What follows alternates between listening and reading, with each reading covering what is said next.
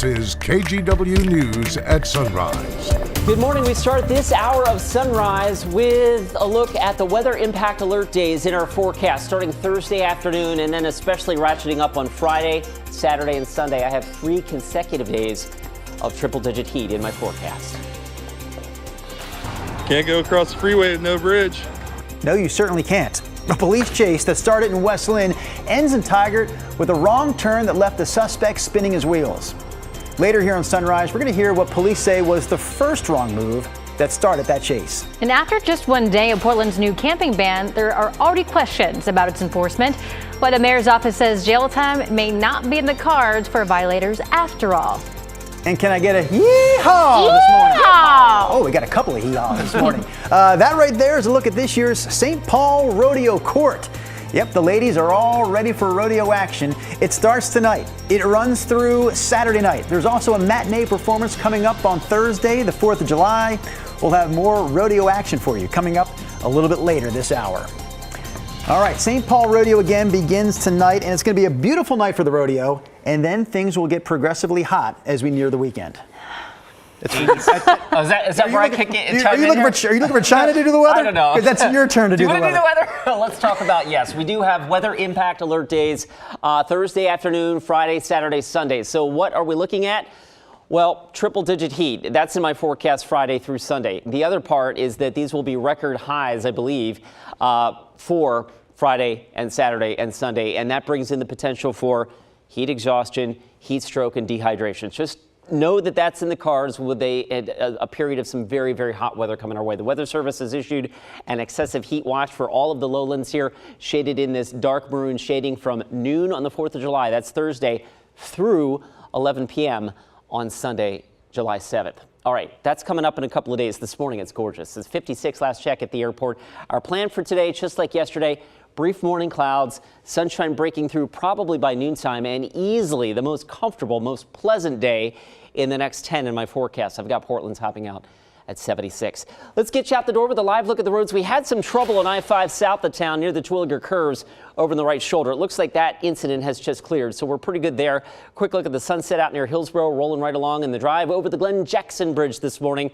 Good morning to you folks in Clark County. That southbound commute's on the left-hand side of your screen. It's getting busier, but so far rolling right along, guys. All right, Chris, thank you. A quick heads up this morning. Corbett Fire says if you notice any plumes of smoke in the area, it's likely from logging debris and / piles burning. Now, this is not a controlled burn, but Corbett Fire does have it completely contained, and the fire will likely burn for several days. There are some new takeaways from this year's point-in-time count in Clark County. One is that unsheltered homelessness decreased by 4%, representing the first decrease in unsheltered homelessness in Clark County in 9 years. But unsheltered homelessness in families with children was up by 44%. The full report from Clark County is available at councilforthehomeless.org. We also have an update this morning on Portland's new homeless camping ban. As the ban officially went into effect yesterday, we also got some new information from the mayor's office, which said violators likely won't face jail time. That was supposed to be one of the possible punishments for people if they refused available shelter space. But the mayor's office now says limited resources at jails makes that unlikely. So instead of getting arrested, people who refuse shelter space will be cited and given a court date and/or a $100 fine. The mayor's office is expected to provide an initial overview of enforcement at the end of next week. OHSU plans to cut hundreds more jobs, and this decision comes after they already slashed 140 jobs a month ago. KGW's Thomas Schultz is covering this story for us live from OHSU. Good morning there, Thomas.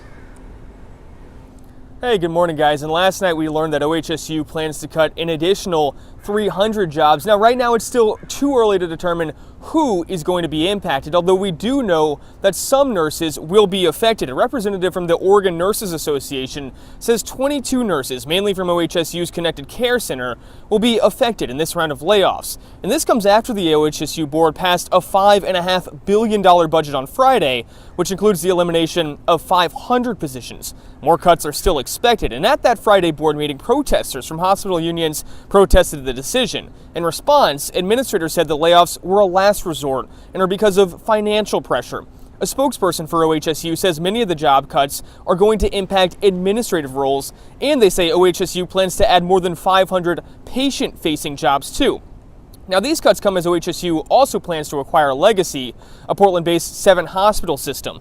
OHSU is still working to finance that transaction, which needs state approval, and staff have raised concerns about the move. In a memo to the board, facility managers say that they're concerned because this move, it just lacks planning and feels inhumane. Now, these job cuts that were just announced are expected to take effect August 30th. Guys? Our Thomas Schultz reporting live for us. Thank you, Thomas. The Oregon Health Authority is expanding Medicaid coverage to tens of thousands more Oregonians. The OHP Bridge plan will cover adults up to 65 years old who don't have access to affordable health insurance and have slightly higher income between 138 to 200% of the federal poverty level. Now, the state says it created this new plan after finding that adults with incomes just above the OHP limits were more likely to be uninsured than other groups and would typically delay health care due to costs. Oregon will now be the third state in the U.S. to expand Medicaid to people beyond the traditional federal income limits, but is the first state to offer that coverage at no cost. People eligible for OHP Bridge before July 15th could have their benefits as soon as August 1st. We have an update this morning on the crash that killed 2 people last week in southeast Portland. We've learned that the 2 people who died in that car were former students from Ida B. Wells High School. This is video from the crash scene at Southeast 159th and Division. The school identified the 2 as Dylan Brasky and Jaden Roland Eckes. Police say Roland Eckes was the driver. There was also a 3rd person in the car who suffered life-threatening injuries and remains in the hospital. Gresham police say they tried to stop that stolen vehicle last Tuesday, leading to a chase that ended when the driver hit another vehicle and a utility pole. Thursday is Independence Day, and ahead of the holiday, Happy Valley Police are giving folks a chance to get rid of any illegal fireworks. So from 8 to 5 Tuesday and Wednesday, you can drop them off, no questions asked, outside the Community Policing Center on Southeast King Road. The city reminds residents that anyone caught using illegal fireworks could be hit with $1,000 fine and potential criminal charges. By the way, several cities in the Portland metro have blanket bans on fireworks for personal use, so it's best to definitely double check the rules where you live. Well, we talked all morning about local temperatures climbing towards triple digits later this week. As we talk about that, officials are preaching the importance of water safety. Out in Cascade Lock. Temperatures are really hot this year, but the water is very cold, so we get a lot of swimmers that aren't really used to the conditions that you maybe find in the river. Number one thing is to wear your life jacket, make sure it's fitted properly. You never want to be alone recreating on the water. Make sure you always have a buddy, or even if it's just you and another fisherman who don't know each other, kind of just introduce yourself and say, hey, look out for me, I'll look out for you. The Port of Cascade Locks recently put up a free life jacket station there at Marine Park Beach and one at the boat launch as well. So we have weather impact alert days headed our way. It was Friday, Saturday, Sunday. We have moved that back to Thursday now. Thursday afternoon. Yeah, because essentially, I mean, we're going to be in the mid 90s on Thursday, right, which is, if you've been watching our 7-day forecast the last couple of days, every day it seems like we're inching a little higher. It's just peeling back the curtain on that a little bit. That just means that there's increasing confidence that the high numbers that we were seeing on the models, or maybe more of the models, are favoring them now. And the big story, right, is the fact that we're going to see these high temperatures for a stretch of days. Yeah, so we're going into probably at least a 6 or 7 day stretch of 90+ degree heat and a 3 or 4 day stretch of maybe 100 degree heat. So let's go. That is of course, our weather impact alert, which we'll start off with this. The Weather Service has issued an excessive heat watch for all of the counties and all of the areas shaded in this dark maroon shade. That kicks in at noon on Thursday, the 4th of July. So temperatures are going to start to get toasty Thursday afternoon, and that's why we moved that weather impact alert to Thursday afternoon, because it's going to start to get pretty hot there, and then it lasts right on through the holiday weekend. So what do we expect? The records, now granted by July standards, they're let's call them soft records because they're in the upper 90s, but the point is that we're going to go well in excess of this, I think. I've got triple-digit heat in each one of these forecasts. In fact, Saturday's record's 97. 107 is not out of reach. I'm not saying 107, but the point is the models keep inching warmer and warmer and warmer for the weekend. So just know that we are going into a stretch of some really hot stuff. Not today.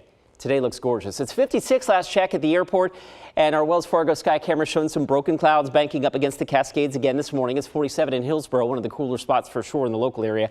Pendleton right now checking in with 64. All right, the beach today, gorgeous, right? Morning's cloud cover, afternoon sun, plenty of that. Pacific City gets to about 65. Central Oregon, it'll be really nice for you folks as well. Bend gets up to about 84 today, and the eastern part of the state, full sunshine for you as well after a cool start. Baker City gets up to 84. Up and down the I-5 corridor, easily one of our nicest days of the next several. Longview gets to about 71. Battleground should be about 76. I need to change that. Sorry for the typo. And up and down the I-5 corridor, maybe 80 in Corvallis, maybe about 78 or so down towards Salem and Malala and Portland, topping out at about 76 or 77. So today is easily the nicest, most comfortable day in the next week to 10 days. We go from today into tomorrow and we start to warm it up a little bit, 82. And then Thursday is the 4th of July. I have us at 95 Thursday afternoon, and then 101, 104, 100 on consecutive days. Those would all be new record highs as we get into that part of our forecast. China, we slowly walk back from the heat a little bit Monday, but even getting beyond, it looks like we're going to be quite warm into the middle stages of next week. We'll keep you posted on that.